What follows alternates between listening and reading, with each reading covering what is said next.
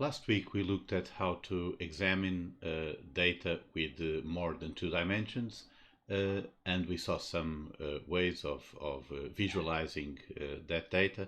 But now we're going to address the problem of reducing the dimensionality of our data.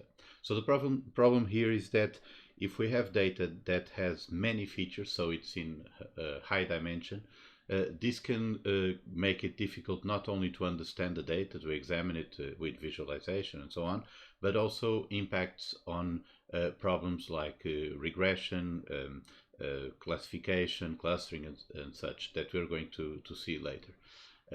So one solution could be just to discard some of the features. That feature selection is one possible approach, but another solution is to transform the data into a representation that has fewer features. And we're going to look at one classical technique for that is still widely used, principal component analysis, to look into a bit more detail on this process. And then I'm going to talk a bit more generally on manifold learning and to give as example TSNE and ISOMAP and show you some examples to illustrate this approach. So let's start with principal component analysis. The idea is that we have our data in a space of n dimensions, where n is the number of features, and we want to find a set of orthogonal vectors such that the first vector is pointed in the direction where there is the greatest variance in our data, that is the greatest dispersion, and then the second vector will be perpendicular to the first one, aligned with the most of the remaining dispersion, and so on, with adding perpendicular vectors to the number of dimensions that we want to retain. So to reduce dimensionality, we keep a small number of dimensions and we project our data into those orthogonal vectors. So to illustrate this, let's consider this data set. So this is a data set in 3 dimensions, and we can see that it is more spread out in that diagonal direction. So if we want to convert this into 2 dimensions, one idea would be to try to find a set of 2 perpendicular vectors that captures as much as possible the dispersion of the points, that is the variance of our points. So we don't want to put these vectors in the direction of the coordinates, because this would project our data in a non-ideal direction, but we would like to make the first vector, for example, in this diagonal, so that we capture this spread of the points in this direction, and then the second vector could be perpendicular to that diagonal in a way to capture as much as the remaining variance as possible. So the way to compute to do the principal component analysis, you don't actually need to do this. I'm just going to illustrate these steps to give you an idea, but there's no need to memorize this formula. And when we actually use principal component analysis, we're going to use the class from scikit-learn, and it does everything automatically. But the idea is that we create this scatter matrix, which is basically an unscaled covariance matrix, where we take for each point the difference between that point and the mean or the average point of our data set. So this would be, in this case, since we are in 3 dimensions, the average would be a point somewhere there in the middle of everything. So we are considering the vector that goes from the middle to each of these points. And then we do the product of that vector and the transpose of the vector. So basically, this gives us a matrix when you do this product with the normal rules of matrix multiplication in algebra. We obtain a matrix that has, if these vectors are in 3 dimensions, this matrix will have 3 rows and 3 columns, and we'll have all the products of the combinations of all the coordinates. So this is for each of the points, and then we add this for all the points. So we get a matrix with the sum of all this. this is the scatter matrix. It's a multiple of the covariance matrix. If we scaled this matrix, we would get the covariance matrix. And now what we want are the directions where this matrix is transformed just by stretching the coordinates. So basically, these are the eigenvectors of the scatter of this matrix, and the definition of an eigenvector is a vector that is pointing in a direction such that when you multiply the matrix by that vector, you get a vector with the same direction as this eigenvector, but just differing by some scaling factor. So basically, if you use this matrix as a transformation for any point, the eigenvectors are the directions or the vectors that this matrix only stretches and does not rotate, does not change the direction.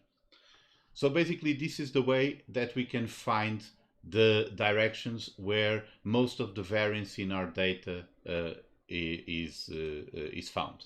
And these are all perpendicular vectors. So if you want to do this step by step by hand, you can do something like this. This is the data set. So actually, I generated this data set at random. This was just to illustrate, but I have the data set here. So I compute the mean point of the data set. This is a matrix with 3 columns for the 3 coordinates and 1 row per point. So this is the center, the average of our points.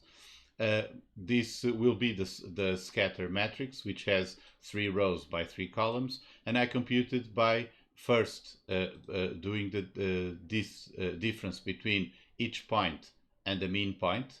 I just reshaped this as a column vector with 3 rows and 1 column, so that I can do then this product between the column vector and the transpose, which is a row vector, and I get a 3 by 3 matrix that I add to this one that started at zeros.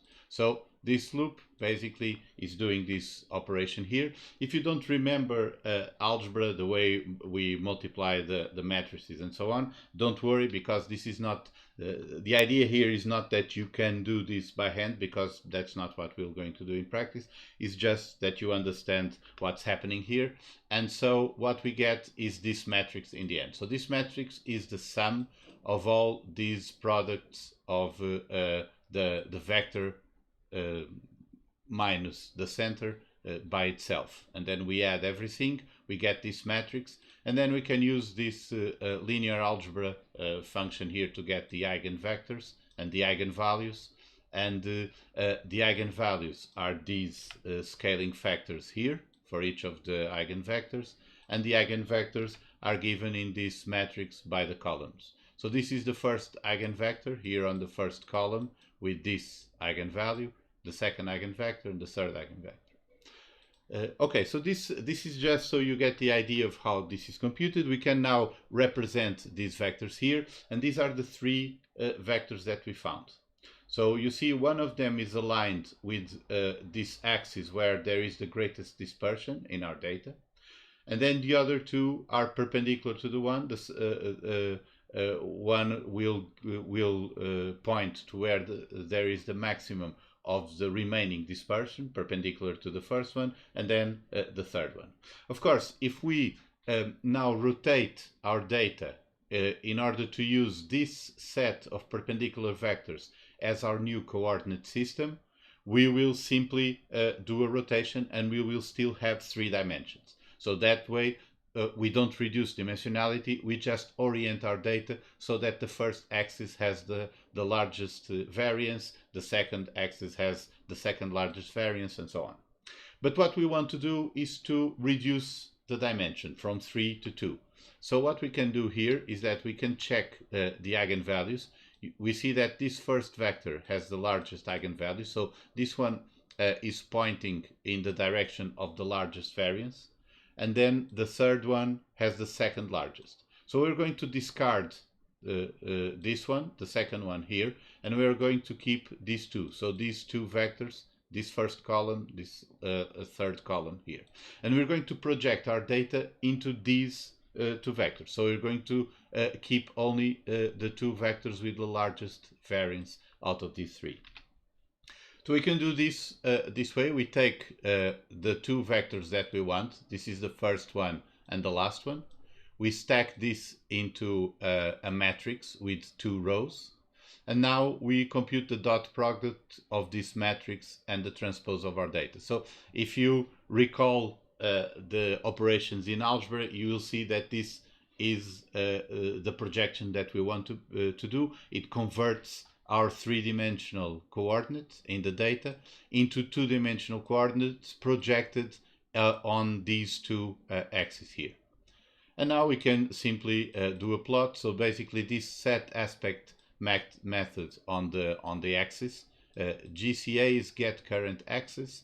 This allows you to set some properties on the axis on the plot. Set aspect equal makes the units on the x and y axis the same, so that we can see that the size of these units is the same, but we have a larger variance on the first axis that we have here as the x coordinate, and then smaller variance on the second axis. We lost the third one, which would be the depth, but we managed to project our data from 3 dimensions to 2 dimensions, preserving as much as possible of the dispersion, the variance, while using only a linear transformation. So this is just a rotation and projection of the data.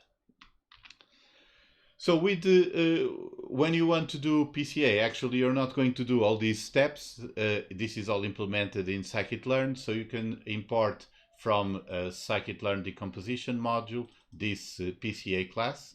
And all you need to do is to create the object with the number of components that you want. In this case, we want to retain 2. And then we fit with our data. If we want to transform data after fitting this, after computing the eigenvectors and retaining the best n that we specify here, so in this case the best 2, we can then transform with the transform method, and so we get the transform data here, and now we can use it to plot and so on. And if you want to see the components that were retained, you can use this attribute of the object after fitting. Of course, before fitting this does not exist, but after fitting you have the vectors there that are being used for the transformation. So let's see a practical example of this using the iris dataset. We saw this one last week. This is a 4-dimensional dataset. We have sepal length, width, petal length, and petal width for each flower, and then we have the name of the flower. So this is our data. We're going to use pandas to read our data, and this is how we can do the projection with PCA. So we import the objects that we need. We're going to read this iris data file, which is this one, has a comma separated file. So pandas recognizes the headers for the columns, the separator of the different columns, and so on. So we can read this data into a data frame, and now we can select just the values of the features. So you see this file has these 4 columns with the features, and then the last one is not a numerical column, is a string with the name.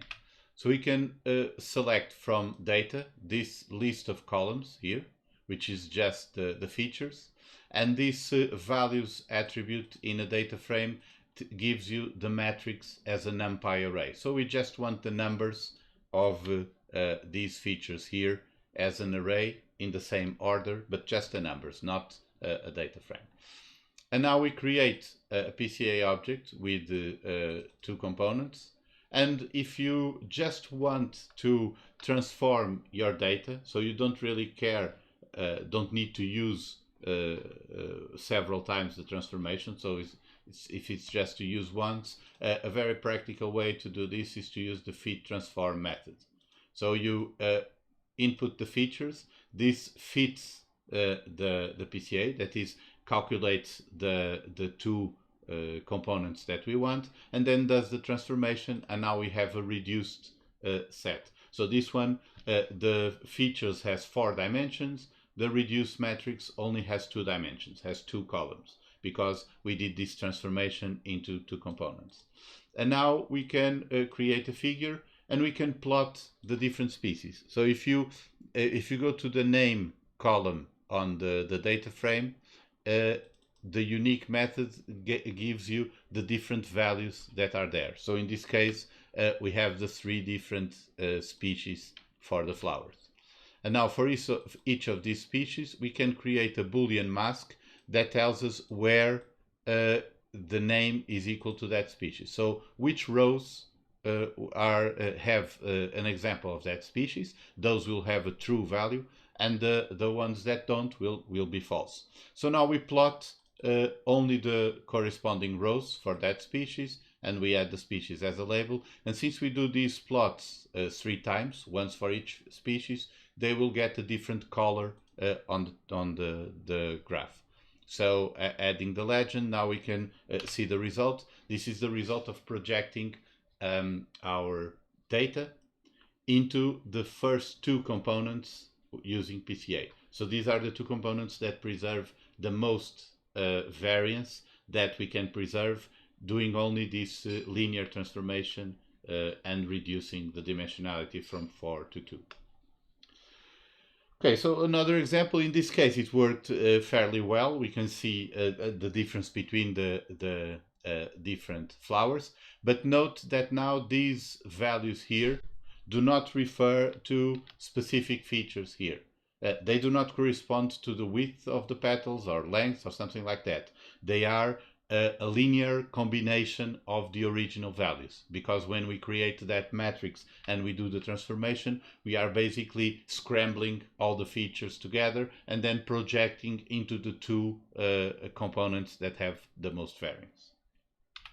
Let's see a different example. This is a classical machine learning dataset, the Menis dataset, which has images of handwritten digits. So these are examples of 0s, 1s, 2, 3, and 4.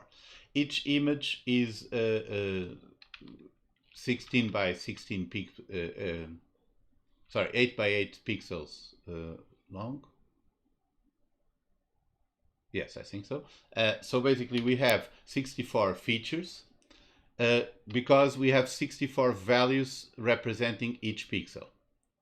And so you can see this is a very high dimensional space.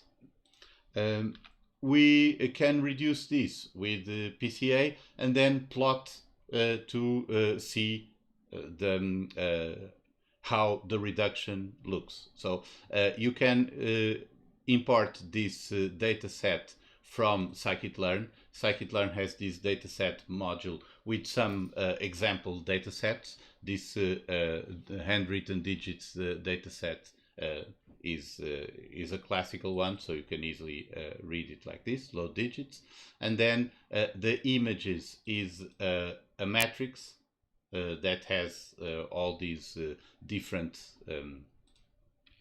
images here, and it's actually organized as 2-dimensional images for each digit, and then or each number in the sample, and then an array of those images. So it's a 3-dimensional matrix that is structured like a stack of 2-dimensional images. But we can reshape that. We can use reshape from NumPy, and we can reshape it into an array that has as many rows as the number of images, so the number of images of numbers that we have, and as many columns as necessary to put all of these values, all of these pixel intensity values as a single row. So this will basically be a matrix with as many rows as the images we have and 64 columns.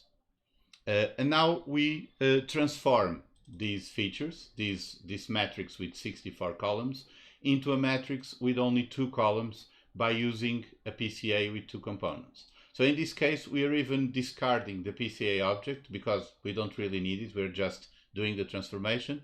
And you can do it like this. You can create the object by calling the class, the PCA class, and then call immediately fit transform on the features. You get the reduced matrix, and then this object is discarded by the interpreter when cleaning up the memory.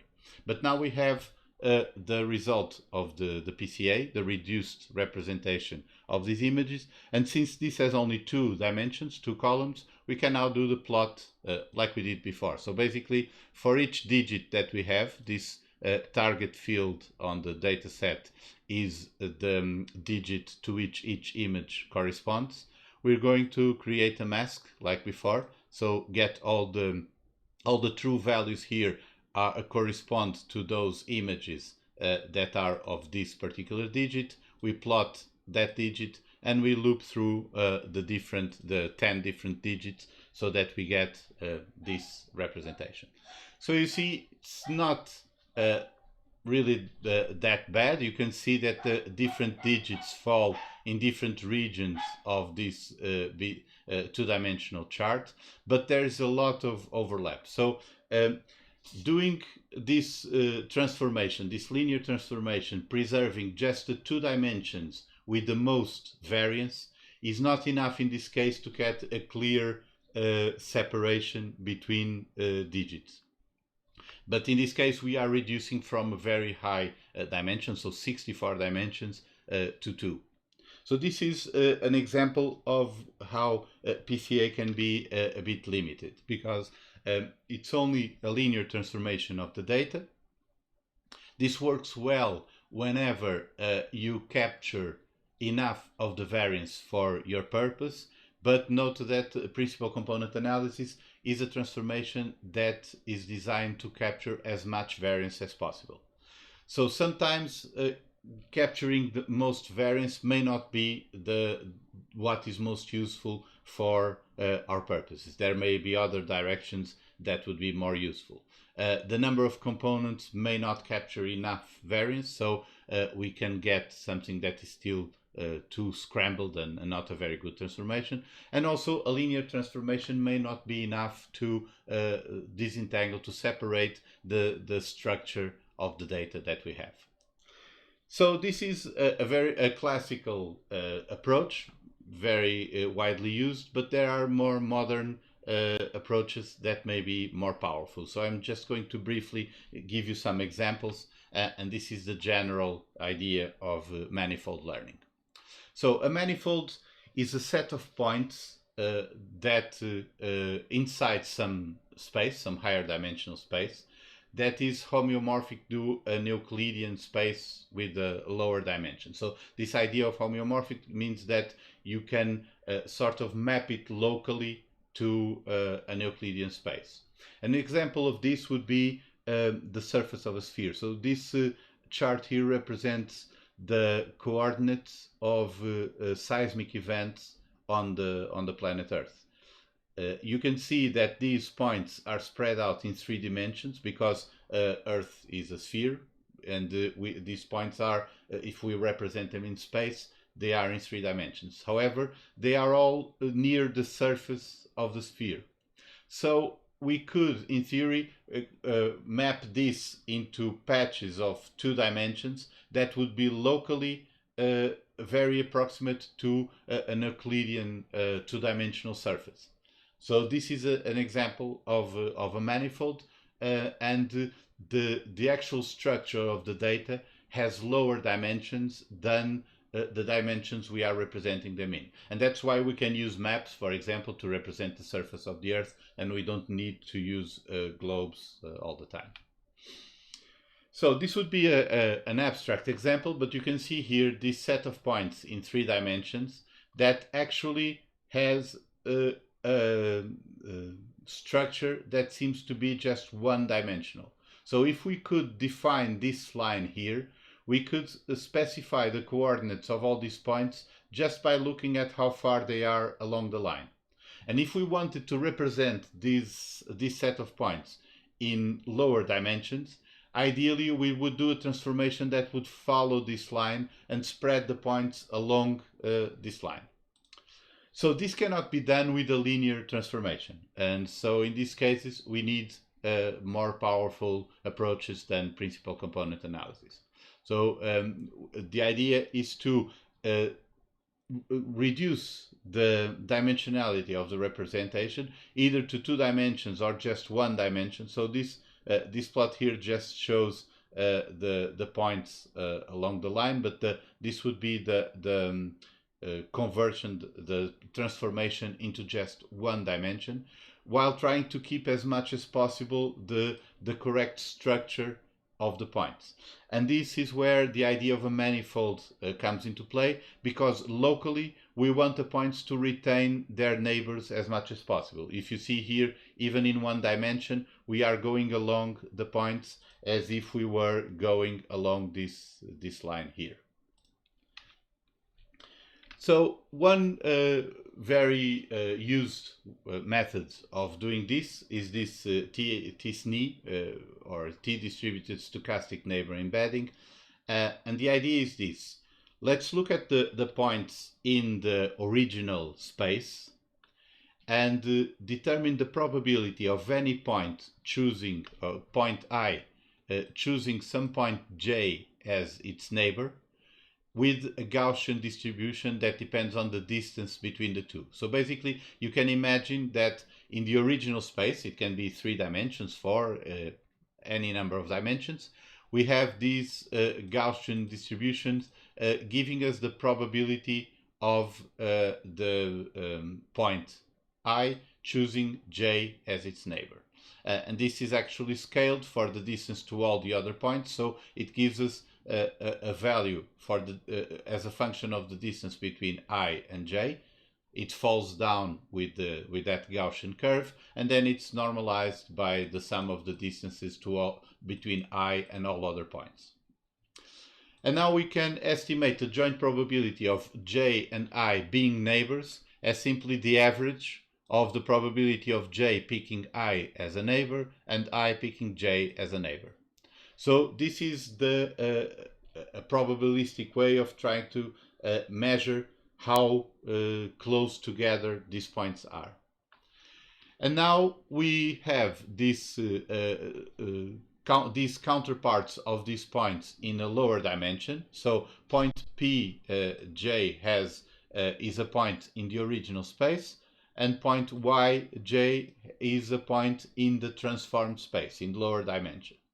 And now we use this t-student distribution to get the probability of j selecting I as a neighbor and vice versa. So the reason why for using this t-student here instead of also the Gaussian is just a question of computational efficiency mostly, but the idea is the same. We have the original representation in the original space, a representation in a more condensed space with lower dimensions, and we have in both spaces these probabilities of each point selecting some other point as a neighbor.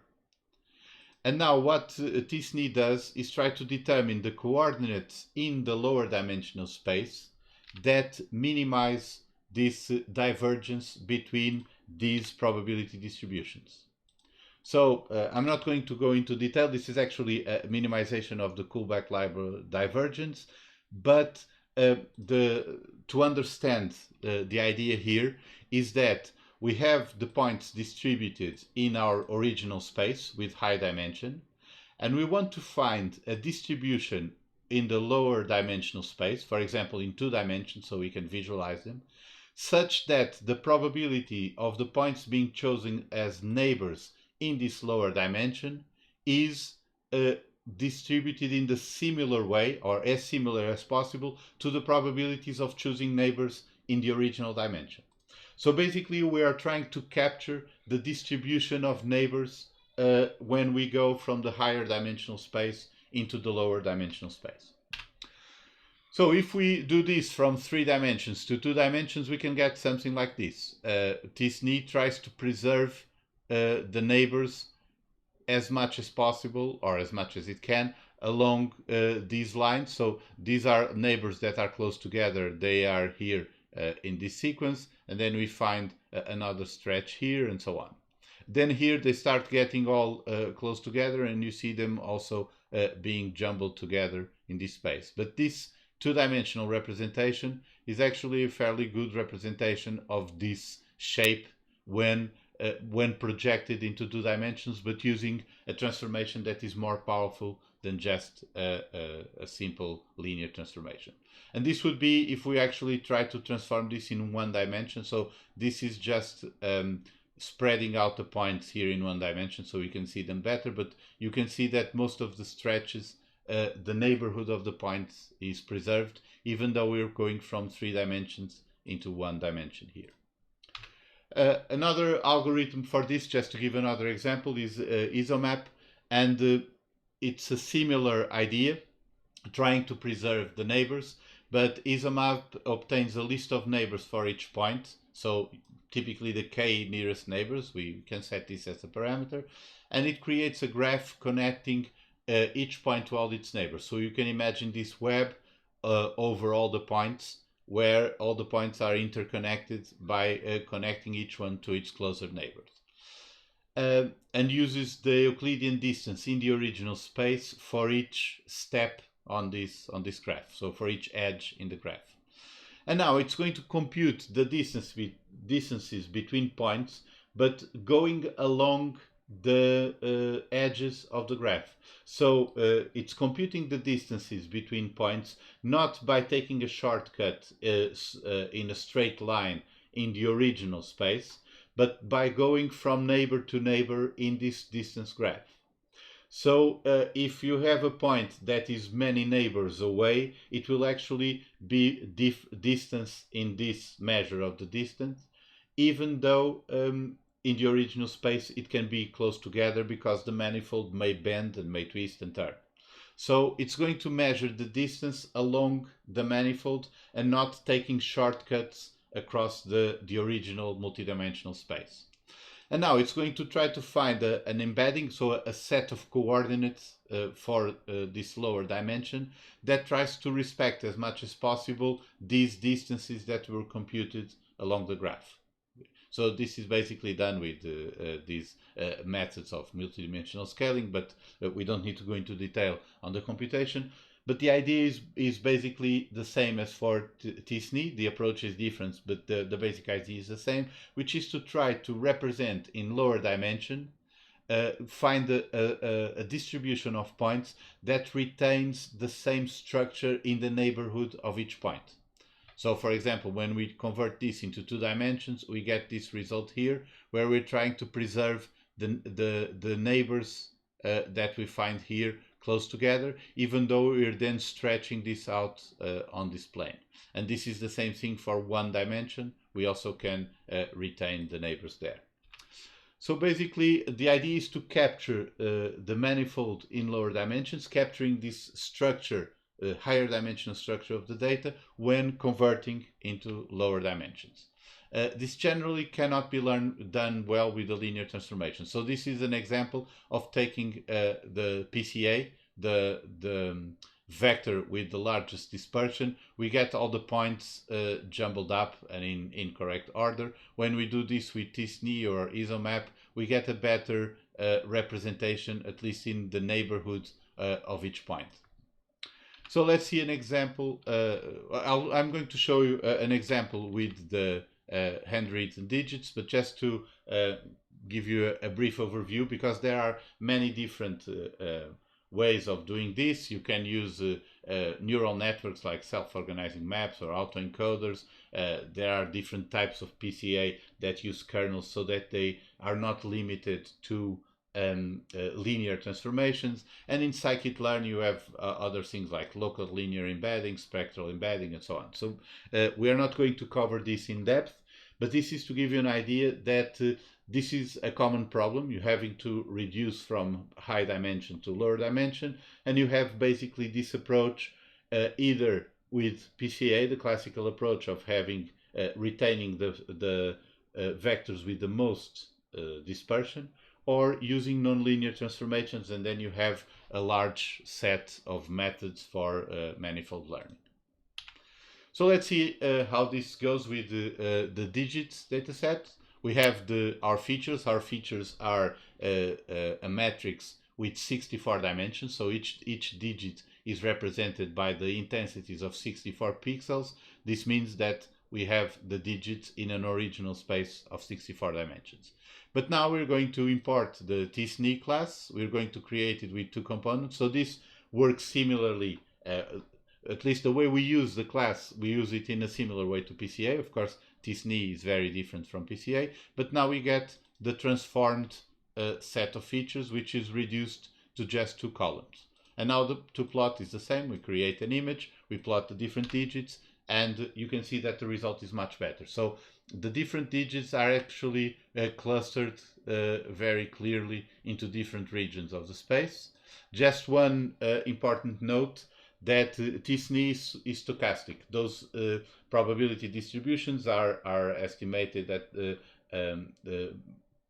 based on the position of those coordinates of the representation, and they are created at random and adjusted during the search for minimizing the divergence between the distributions on the original space and on the transformed space. So this means that if you run this again, you'll have these clouds in different positions. You don't always have the same result, but it works fairly well, much better than what we saw with PCA. So if we go back here, trying to separate the digits with PCA, they were a lot more jumbled together. When we do tsne, since we have the power of not being limited to a linear transformation, we can actually separate them much better. So to sum up, we saw this problem of dealing with high dimensional data. This is often inconvenient, not only for data understanding, visualization, and that sort of tasks, but also because of this curse of dimensionality. We're not going to go into this into much detail, but basically when you have too many dimensions, you start having lots of problems when trying to adjust your models, doing clustering, classification, regression like we did so far. So it's often the case that you need to reduce the dimensions of your representations of your data. One way of doing this is to discard some features, but often that is not practical and or not desirable, and so we can transform the data by extracting a set of features with a lower dimension. One classical technique, PCA, does this linear transformation, trying to preserve as much as possible of the variance, but you have lots of other techniques, and this general idea of manifold learning is to try to capture the structure of the data in a lower dimensional space inside the space where the data originally lies. So you can use these techniques that try to capture the neighborhood, try to map the data from higher dimensions to lower dimensions in a way that does not mess up the structure around each point. So they are non-linear methods. They can be very powerful. You can use, for example, deep learning for this. There are autoencoders for this kind of learning these representations, tsne, isomap, and so on. And you have these tools in scikit-learn. So for now, the exercises I recommend, since according to what we talked in the last session, you are a bit overloaded with work. So I recommend that you try to follow the lecture, not this initial part of PCA. This is not very important. This is just to help understand the process in more detail.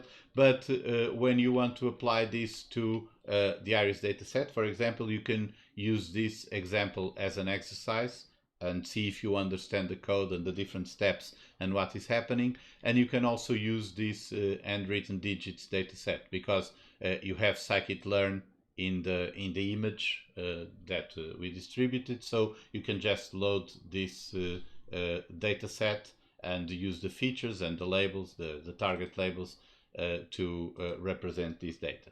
So this would be my suggestion. And then in a couple of weeks, when you are before the final assignment or around that time, I will give you more exercises when you have a bit more time. Okay, so that's it for now. We'll talk on Tuesday.